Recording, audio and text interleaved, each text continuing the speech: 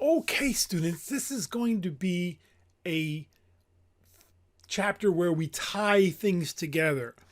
We started with our foundations, fundamentals of investing in chapter 11, and then did a little overview of the investment universe. And then in chapter 12, we concentrated on stocks, and we said, you know what, stocks are pretty risky, and it takes a lot of time and effort, and it's also a little moxie to invest in stocks. You have to be ready to lose some money seriously. And then chapter 13, we looked at bonds and realized that, oh my goodness, they want you to have at least $25,000 to invest, and maybe I can invest in treasury bonds. But it turns out that folks, most of us, the vast majority of us, are not going to buy individual stocks. We're not going to buy individual bonds. We're going to make our investments through mutual funds. The legal term being investment companies. Now, isn't that a much better term? You won't hear it.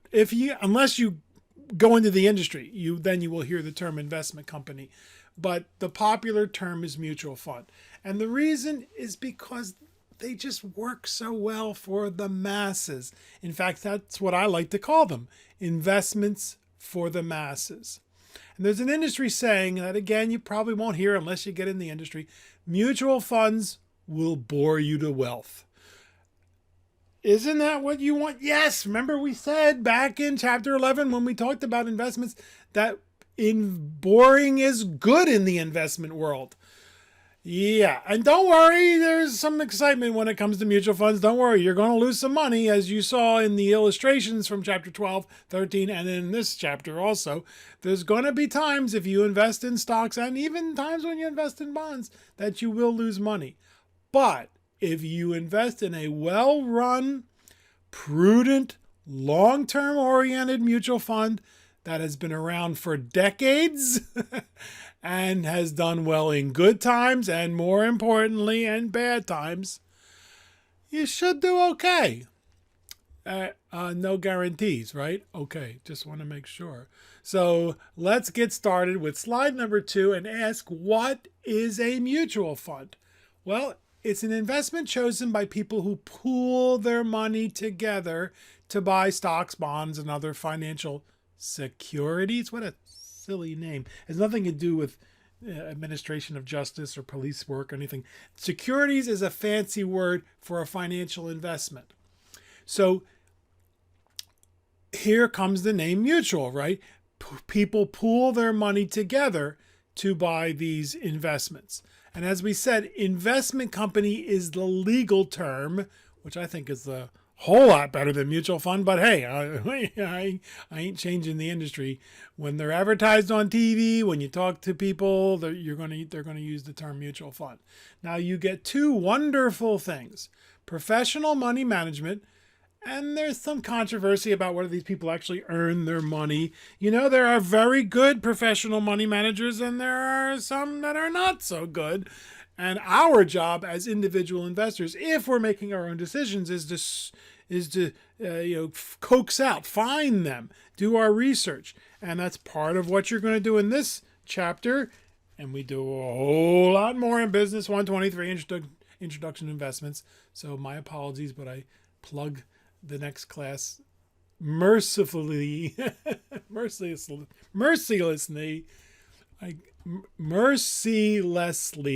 and shamelessly plug the 123 Introduction to Investments class. And I'll do it again. My apologies. And so you get professional money management and you get diversification, which is a good thing. Don't let anybody tell you diversification is not a good thing. There are some people who like to concentrate their portfolios, and we wish them well, and they may do very, very well because it's a dual-edged sword. You can do very, very well if you don't diversify, and you can do very, very poorly if you don't diversify. Whereas diversification gives us some relief from the risk that it involved investing in stocks and bonds. And each fund has a specific objective, and there are over 12,000 funds wait a minute, 12,000 funds. Are there 12,000 different breakfast cereals? Well, it seems like it, but no. Are there 12,000 different kinds of cars? Again, seems like it, but no, no, no, no, no. Why is that? Well, we'll see in our next presentation that the industry has exploded with all different types of choices of mutual funds to compete with one another. And because some people just want, they want the exotic, they want the spicy and exciting and sexy and risky investments. Whereas hopefully by the end of our presentations together, our time together, you'll realize you want the boring, fuddy-duddy, old-fashioned mutual funds. But again, that's why there's chocolate and vanilla, and some people like strawberry. And we find that mutual funds are the go-to investment, the go-to choice for 401ks, 403bs. These are employer-sponsored retirement plans that we'll discuss in our last chapter. And for traditional IRAs, Roth IRAs that anybody can have if they have earned income. So they are, that doesn't mean they're the only things you can invest in, mutual funds and those things, but they are the investment of choice for the vast majority of them. Here is a graphic that I did. Aren't you proud of me? I mean, I know how to make stick figures, folks, and in fact, I have a gentleman in, believe it or not, Spain, who found our materials and found them very useful and decided he was going to help me. And he made another one, which we use in the 123 class, which is much slicker. But I like this one. And so the cash should be over. I'm going to fix that. It got moved back a little bit, but the bond should be over a little bit over there. And so here we are. We're the little people. And more of them are women. Guys, the women are getting smart. They're catching on to us. They're getting our number because the fastest growing segment of the population that is buying, single individuals who are buying houses and buying other investments, are women. Because a lot of women saw what Grandma and Grandpa did. Grandpa said, "Oh, don't worry, little lady, I'll take care of you." And he didn't know what he was doing. He spent every last dime and actually went into debt. And then he died, leaving Grandma in a lot of trouble. So the women are saying, no, no, no, no, no. And we give our $50, $100 a month, more if we can afford it, through our paychecks, through our checking account, automatically to the people in the top hats. They're the money managers, folks. And more of them are women. And why is that? Thankfully, more and more women, because it's already been shown empirically, which means statistically, from experience, that women are better investors than men. Oh, yeah. Okay, I'll let you decide why that is. I'm not going to touch that one with a 39.5-foot pole. But still, women have been shown to be better investors, and thankfully, more and more women are getting in the industry. Ladies, there's a future for you. And what these people in the top hats do is make a pool of money. Now, I know it looks kind of like a potato, but my apologies. It's meant to be a pool, mutual fund, right? And there are millions of these little people, you and me, and we are putting our money with the money managers. So these pools have become the billions of dollars. And as I said, the legal term is investment company. And so these professional money managers, when they buy stocks, it's called a stock mutual fund. If they buy bonds, it's called a bond mutual fund. How that works, isn't that interesting? If they buy the cash instruments, and again, I'll fix that, cash should be over here. It's called a money market mutual fund, but the mutual fund disappears and people just call it a money market. If they buy stocks and bonds, and we're going to see a presentation on a balance fund in this chapter, that's called a balance mutual fund. And that's actually a very cool thing. And we'll discuss these later on in detail. So you see, these people have billions of dollars in these funds. So they just don't buy 5 or 10 stocks, as is typical of individuals, because we don't really have that much time. We have our careers to lead, our kids to raise, the house to keep over, the roof over our heads from falling down. This is their job. This is their 9 to 5 or 9 to 12, midnight or whatever. And they buy 100 stocks or 150 stocks or 150 bonds. So you see, instant diversification. Your $50 buys 25 cents of Home Depot, 30 cents of Walmart, 50 cents of General Motors, 20 cents of Exxon Mobil. and they take care of all the accounting. Cool? You like that? It's a very popular, very successful, and it makes a whole lot of sense. Because as we've said before, the vast majority of us are just not going to have the time, the inclination, the motivation. Choosing individual investments is not something you can just do from watching television and saying, oh, well, so-and-so on TV says to buy Apple. Well, okay. That's a start, right? Well, let's do the investigation and the research. And that's what we learn in Business 123. And it's a lifelong project. You never stop learning, which makes it a lot of fun for people like me who enjoy it, and makes it horrible and painful for people who don't enjoy it, don't have the time, don't have the inclination. And that's why there are financial advisors who can help you. And with a little bit, even with just a little bit in this class and the next class, you can choose your own individual mutual funds, really, folks. But if you don't feel comfortable doing it, assuming you do what we tell you to do, do the research. Don't just pick one because it was advertised on the television. Choose one that's been around for a long time, done well in good times and bad times. You can do pretty well, unless the world ends, in which case it doesn't matter where your money is. Slide number 4. Why do investors purchase funds? Well, I've been burbling on about that for the last few minutes. The professional money management and the diversification. Now, the most important part of the mutual fund is the fund management. The fund manager or management team. They're the funds that I really like. I like the funds that have a team of managers that work together, not a committee. I don't want I hate committees. No, you want people who work together but make their own choices. And there are some companies that have been doing this for decades. More and more companies are doing it because of the companies that have done it for decades have done very well. So they've realized, hey, it's a good idea. This is not a bad idea. Okay. And if the managers do well, they get showered with love and attention and a lot of money. And then sometimes they jump ship, so you have to be careful. I like management teams that have been around for a long time, have a long-term record, and eat their own cooking. And what does that mean? In the investment world, when you say somebody eats their own cooking, that means they invest in what they're recommending to their clients. Or if you're a mutual fund manager, that's what I do.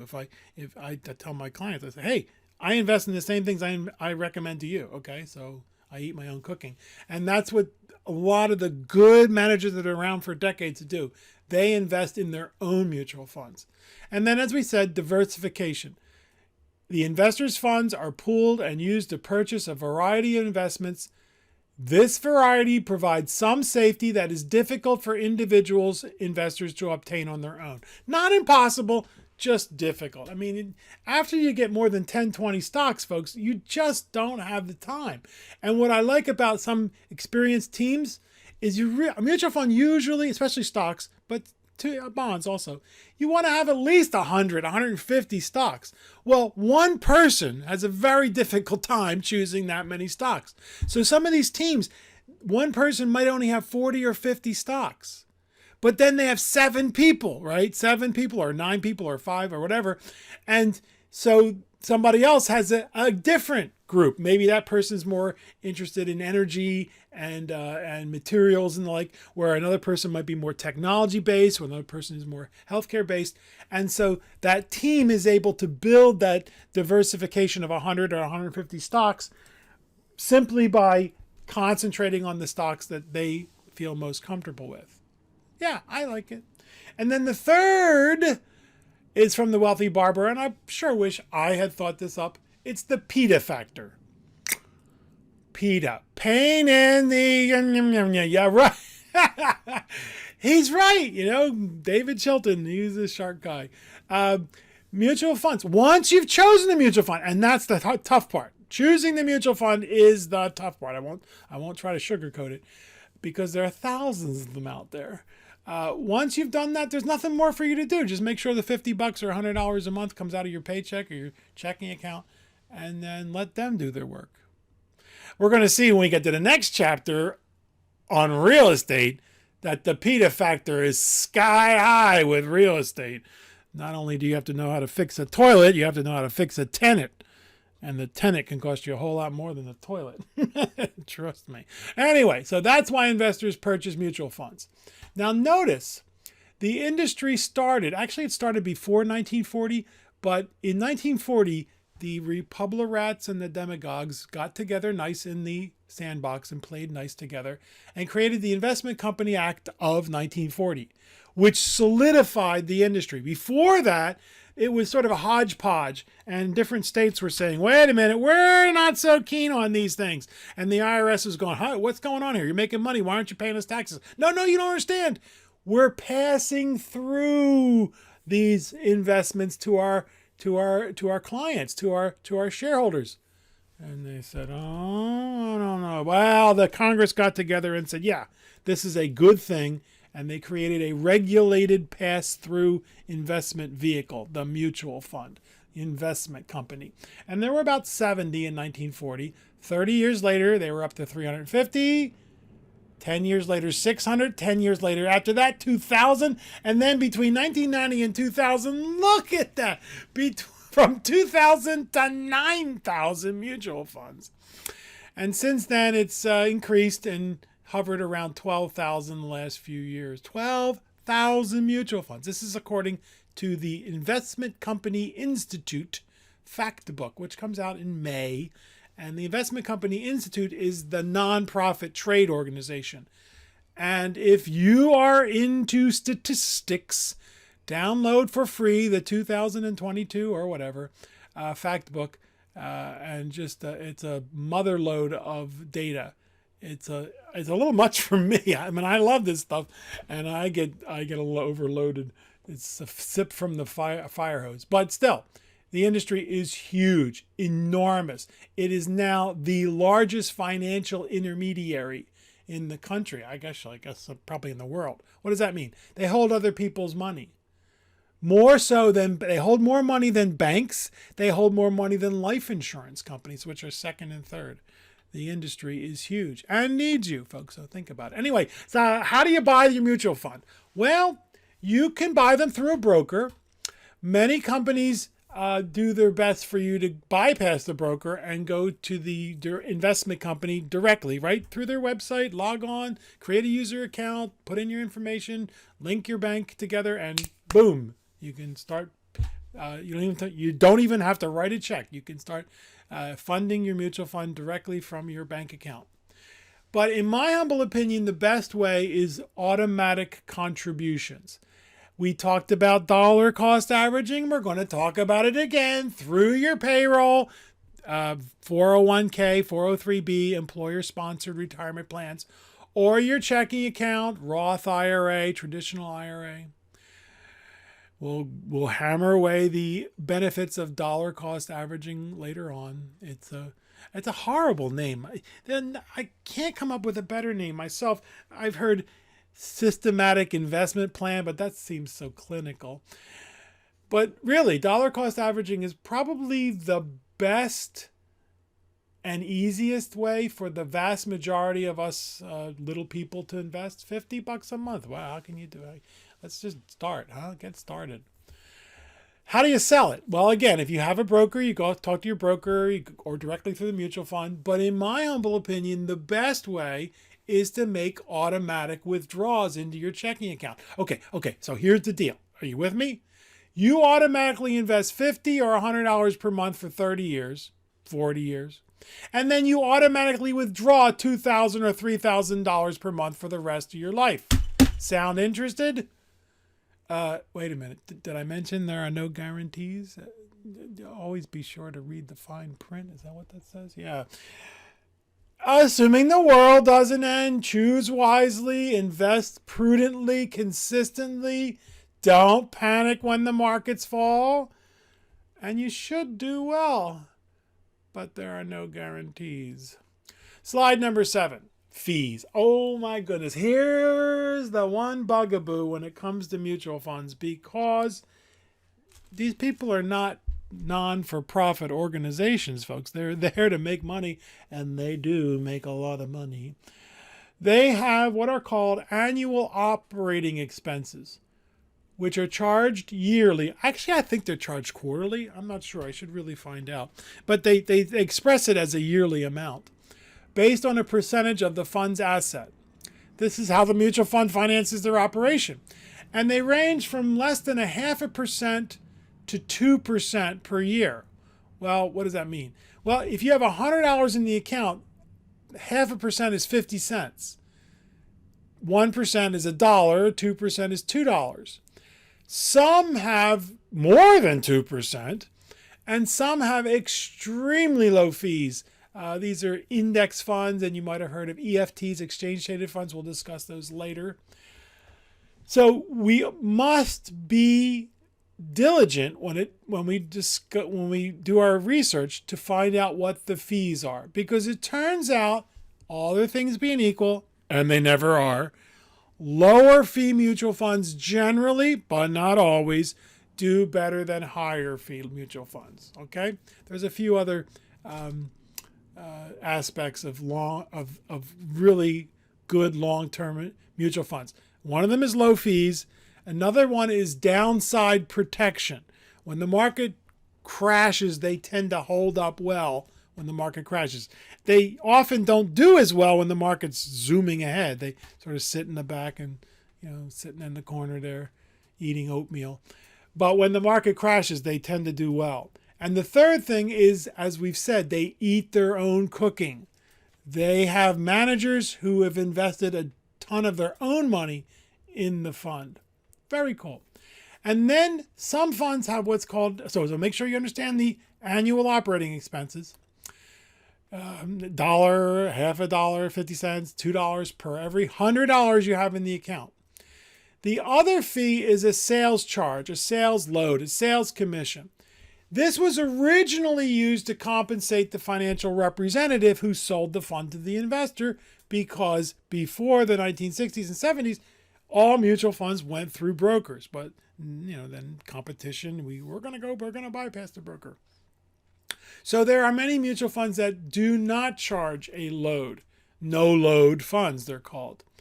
But that doesn't mean over time you wind up spending less with a no load fund than a load fund, because a load fund could have low fees. A no load fund could have low annual operating expenses, or it could have high annual operating expenses. So you see, it's very, very subtle, very, very difficult to coax out, to tease out all the information. But that's something we should do if we're going to make our own decisions. And it's really not that hard. Part of the problem is there's just so many good choices, and there's a whole lot more bad choices. So we got the annual operating expenses, and we have the sales loads. Now, the industry is tricky. The industry is subtle. The industry is sly. The original mutual funds were what we call now Class A. They had they still do, have a front end load, upfront fee. And you typically, but not always, but typically will have lower annual operating expenses. Well, people don't want to pay that upfront fee, right? So they're not stupid. They created the Class B for back end load. These have a back end fee, and then they charge you higher annual operating expenses. But you go, wait a minute. What difference does it make if you charge me up front or if you charge me in the back, right? Well, just relax, sit down, Mr. and Mrs. John Q. Investor. The Class B shares have a contingent deferred sales charge. What is that? I don't know, but it sure sounds good when you say it. Feels good. Say contingent. That means they might start off the first year 5%, but then next year 4%, 3%, 2%, 1%. After 5 or 6 years, no more commissions. Oh, okay. But they have those higher annual operating expenses, courtesy of what's called a 12B1 fee, that make them more expensive than the Class A shares over time. Well, that doesn't sound very good. I don't want upfront fee. I don't want a back end fee. I want something that has no fee upfront or back end. Well, that's why we have the no load No. You're not allowed to call them no load, dear broker, dear Ms. Broker. You have to call them load funds, but they're the Class C shares. They don't have an upfront fee, they don't have a back end fee, but they have higher annual fees, which are meant to pay, right? That's to pay for the salespeople and the like, and so tricky, right? And it turns out over time, the Class A shares are the cheapest than the Class B and the C shares. And in the Business 123 class, we dig deeply into these fees because they are so important. Okay, well, let's take a look at some no-load funds. There are basically two types. One type goes by the name advisor no-load funds. Sometimes people call them clean shares. They're the Class F, the Class I, the Class FI, and I've seen a couple other letters used. What's going on here? They have no upfront fee, they have no back-end fee, they have low annual operating expenses. What's not to like? Well, what's not to like is the advisor charges an extra 1 or 2% to manage the account. The advisor's not doing the management. It's the mutual fund managers that are doing the management. So this assets under management model has become so popular. But yours truly is not a big fan of these. No. Because over time, dear students, you're going to spend far more than the Class A, B, or C shares. But the advisor will send you a bottle of wine on your birthday, take you to the golf course, take you to the steakhouse. And folks, I'm not lying. I'm not making this up. About 10, 11 years ago when it was still in flux, more and more brokers were going to the assets under management fee model, and there were some of us old folks like me who wanted to stay with the Class A shares and just charge up front commission. And I was at this seminar somewhere. I forget exactly what it was for, but we were all wearing our suits, right? I was trying to fit in. I usually don't wear a suit when I work as a broker, but I was wearing a suit, and there was this guy his suit was at least 4 or 5 times more expensive than mine was. His hair was perfect. He had, he was trying to look. He was looking the part, right? Not like yours truly.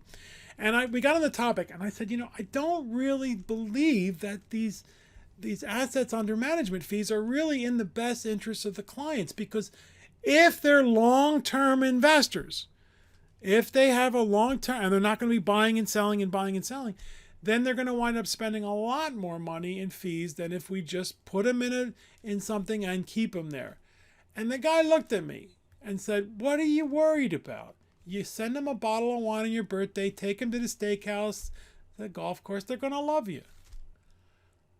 And I shut my mouth right then and there. I said, I have nothing more to say. Well, how do you argue with that? Right? I said they're going to wind up spending a whole lot more. He said they're going to love you because you're going to take them to the steakhouse. Okay. So just remember I told you we were going to insult everybody by the end of the semester? Okay, so we've insulted insurance agents and real estate agents. Now we're insulting brokers. Oh, well. Yeah, so that's why a good referral, and we'll get to lawyers in the last chapter, a good referral is so important. Find somebody who you can trust, who will put your interest ahead of their interest. The last category, dear students, is called true no-load funds. Now, that's not a legal term. That's what the financial talking heads on the television and internet call them. These are funds that typically are sold directly from the mutual fund to you. Sometimes brokers will get involved, but then they want their assets under management fee, and they may not have a 12B1 fee greater than 0.25%. We learn about this more in detail in Business 123. But the industry was sneaking the commissions in this category called 12B1 fees. But that doesn't mean the overall fees are low. Some no-load funds that have high annual operating expenses can wind up costing you a lot more in fees than a load fund. So this is what you're up against. Choosing the mutual fund is the hardest part of mutual funds. And as we said, looking for a management company that's been around for a long time, have done well in good times and bad times. understanding the fees, understanding what you're paying for and whether you believe it's worth it or not, and not getting sucked into these assets under management. What can I say? I hope somebody in Merrill Lynch or Morgan Stanley sues me, because I'd love to send it to Discovery and have it splashed all over the media. There are some companies that are lowering the assets under management. I think I saw one guy who was doing 0.87, under 1%. And then I saw somebody else who was charging 0.5%. But they really weren't giving you very much service. They were sort of pawning you off on this electronic robo something or whatever. But hey, it's called competition. All right, so go back over, make sure you understand this introduction, because in our next presentation, we're going to try to do the undoable. We're going to do our best to get our arms around this 800-pound marshmallow that is the mutual fund industry. And we're going to go from the riskiest mutual funds to the least risky, and see why, dear students, there are 12,000 mutual funds out there to choose from. Ay.